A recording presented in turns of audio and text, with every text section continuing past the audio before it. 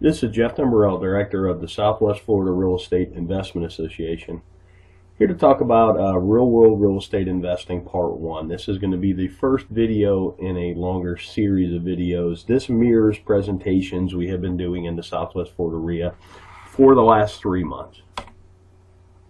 Disclosure, we're sharing our own experiences and knowledge with you. Please do your own due diligence before utilizing anything here. This is not to be construed as investment advice, and you should seek competent counsel before trying this at home. In the past 3 years, we've assisted and advised and had ownership interests in several private equity entities that employed over $14 million in capital in the Florida market, which gave us not only unique insight as to the amount of business we've done, it also gave us some great insight into how institutionalized investors employ capital. Number one key to being successful is to understand what you're there to do. In my opinion, this is the most important thing. There's so many people running around the world. There's a lot of people wanting to run around and try and do real estate investing. They take courses, they read books, they go to meetings, but they really don't know what they're there to do. They really haven't spent that critical time understanding what you're here to do, what's your mission, what's your goals. I mean, without having any goals, it's hard to achieve any goals, if that makes any sense. From our experience, the clearer the plan you have, you will be able to operate with a margin of safety. And that's the key word in this business, a margin of safety, because the ones that survive, last, and grow true wealth are the ones that don't make mistakes or make mistakes that you can recover from. Investing in real estate. Investment is the purchase of an asset or an item with the hope that it will generate income or appreciate in the future and be sold at a higher price. Keyword, the future for investing.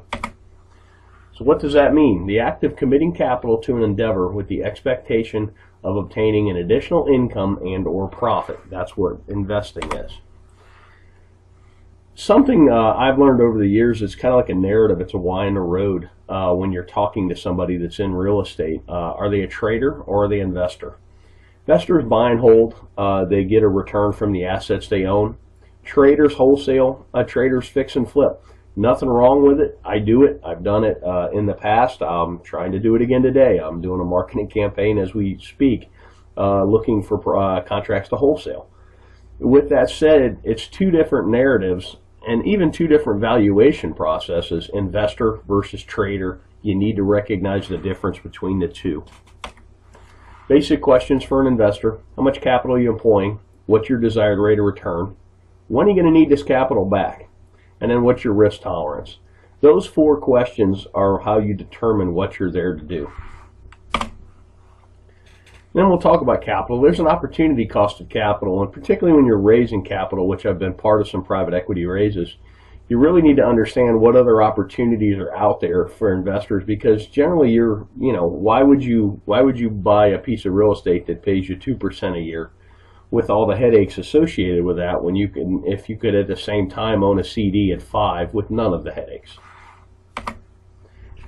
Give you a chart on 10-year T-bills, talk about opportunity cost.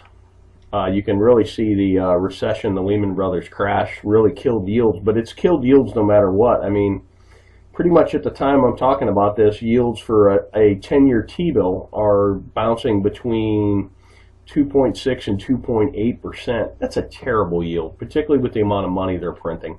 Then you go back 10 years, and this is why investment real estate has become so popular, because it's one of the few places you can get a yield.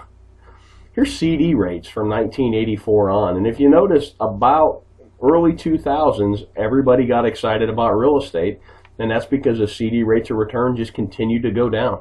So right now, my God, on a 1-year CD, you're getting not even 1%. That makes real estate attractive, and that's something to watch as well.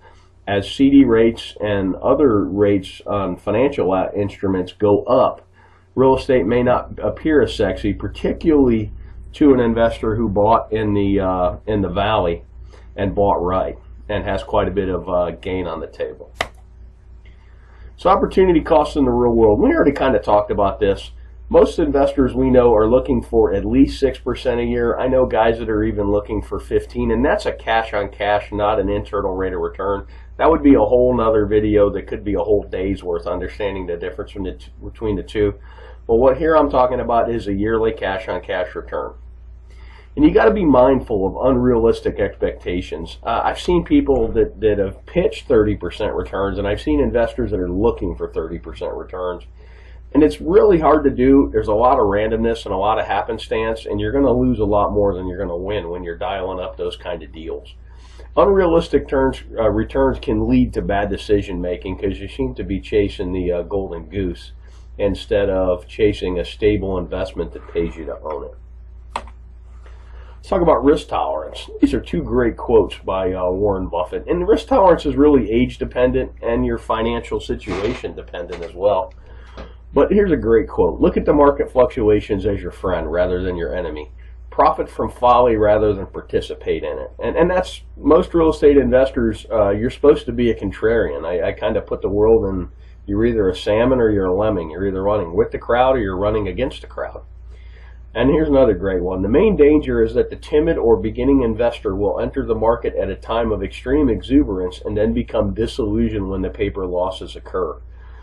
The key is to not panic and do math-based risk assessments and then math-based evaluations and then sit down and decide what you're doing.